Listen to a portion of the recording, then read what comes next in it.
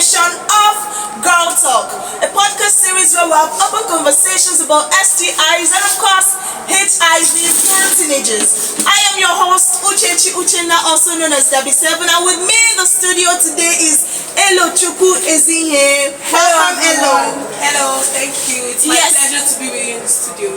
Thank you and welcome. Today we are going to be talking about breaking the silence. Are you ready? Yes. Now it's very funny how a lot of teenagers grow up and they don't have who to talk to. Yeah. Have you been in that situation, Elo? Not really. I feel like I always had someone to talk to. Okay, now Elo was actually very lucky, but unlike some young girls growing up, they don't have somebody to talk to. When they have important, things to share about life, about growing up, they don't have anybody. Even their parents are there, but then they can't have the heartfelt conversations they should actually have with somebody who should be a guy. Now, Elo, thank God you're here today because you are going to be giving us a whole lot on a teenager's perspective, right? Yeah. I remember a young girl telling me that she has a lot to talk about. There's this boy that is liking her, but she doesn't want to talk to her parents because when she does that, she feel judged. They're going to beat her up and all of those things. Yeah. So I want to know, Elo, you're opportune to actually have somebody to talk to, yeah? But do you have friends who have, witnessed what we're talking about now? Yes, of course. Like I have a lot of friends that usually say like when they have problems, like every child growing up has problems, and the teenage age is actually the most important age. It's when Exactly. It's like the bud of your life. Yeah. That's where you groom. That's where you grow. That's where you blossom. Yeah. So like if you don't get it right there, I feel like to get it right again very hard. So if you need to have somebody that you can lean back to in your teenage age, like have someone you can talk to, someone who listens to you.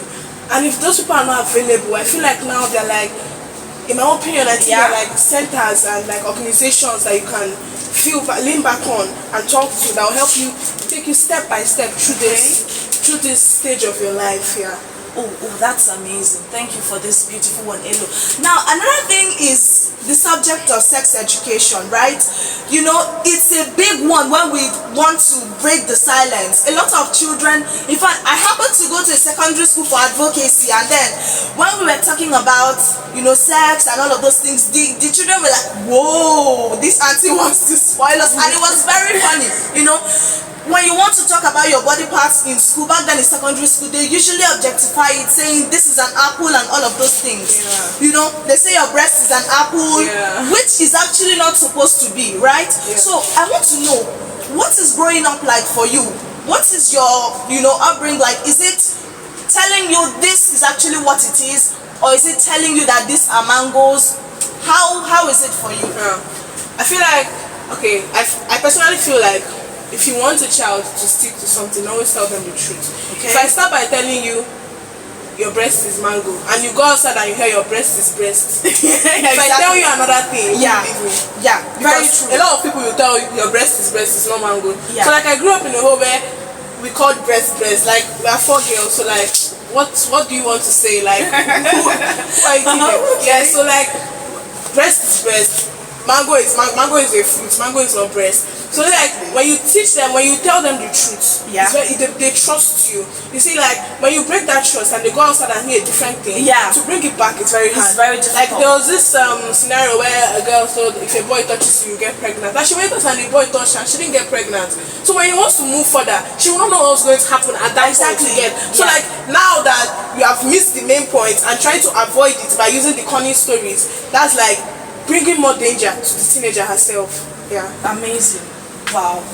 In fact, I'm so happy somebody like Elo is in the studio today because we are going to be trashing a lot of things. Now, let's bring it to our school systems. It's very difficult. I know it's difficult in the house, probably because of the cultural part, but it's also important as parents that we learn to call a spade a spade. Because if you're looking at culture, you want to be all, nice and play with words and make everything seem good. If you don't tell your kids what it is, they are going to fall into the hands of the wrong person. And how would you feel if you are the cause of your child's downfall? How would you feel when you tell your child, when a man touches you, you are going to get pregnant, just like Elo said, right? And then a man touches her, she doesn't get pregnant, and then he goes in to touch her in a way you know she would get pregnant, but because you did not tell this child before time, she now gets pregnant. But she'll be like, mommy, you did not tell me this, so you only told me that when they touch me I get pregnant, and they touch me what happened? I did not get pregnant. Now let's take it to our school systems. Hello, I have a question for you, but before then, I've actually discovered that it's very difficult for our schools, our teachers, to talk about anything related to sex. Even when I was in school back then, when they teach us puberty, they always make it look like we are in a church. They don't tell us the real things, They try to tell us, they don't give us the full detail of things we should know, right? Yeah. In fact, I'm going to tell you a story about when I had my first period. It's very funny, but then we will get to that. But it's actually very difficult for our teachers to talk about anything related to sex, to talk about sex education in general.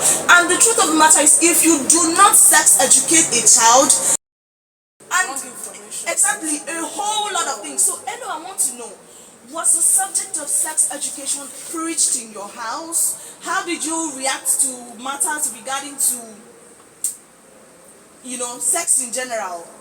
And then in your school as well, how did your peers react to it as well? Yeah. Okay, first of all, like in my house now, it was like a very common thing now, because like, okay, I feel like it was only like the daddy that would be like, okay, but even though like he still talks one-on-one, like but in my house it was like a very free thing. For my brothers, we sit down, we talk about stuff like that, because like if they don't know, they can see. It's not all a girl thing, boys should know, in my opinion, So boys should know, boys should know, It's not only a gender thing, not one gender thing, So you said, okay, I grew up in a home where we talked about sex education, like it was like sex is like a normal. It's not like the way I say good morning is the way we say like that again. Okay. So I once heard this story, like you talked about if a man touches you, so it brought to mind something. So there was this year a girl. I feel like it's a joke or so, but I know the next one. So like her mom told her, if a man sees your pants, don't allow anybody to see your pants. So she went and climbed a tree and she removed her pants and dropped it on the ground.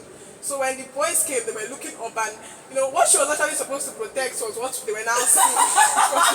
She got the wrong information. And like, see, being misinformed is actually. So the mother told her, don't let anybody see your vagina. That's clear.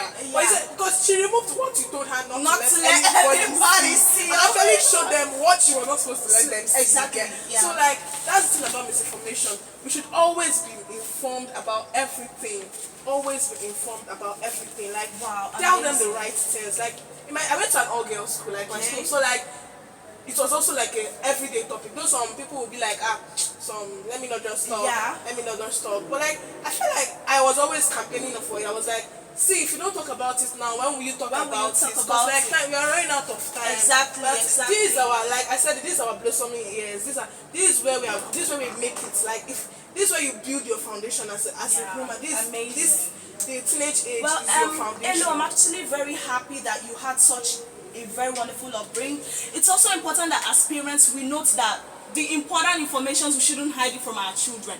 Learn to open up, learn to create a safe space. It's really important because your children need to be open enough to tell you things, and then you get to advise them on these things, And I would also like to say to our schools as well, we have a very huge role to play, because most of the time for students, right, they spend it in the school. So it's important that as teachers as well, we learn to be a bit open, and then we'll see that we'll have a better world where teenagers, would flourish, prosper, and then we won't really hear so much about unwanted pregnancies, STIs among teenagers as well. So exactly, and rape as well. Thank you, Elo, for being here with us. I had an amazing time with you. Thank you, Inspire IT, for letting us use your podcast studio, and of course, thank you, Africa Rich, for supporting this project. I remain your host, Uchenna, also known as Debbie 7.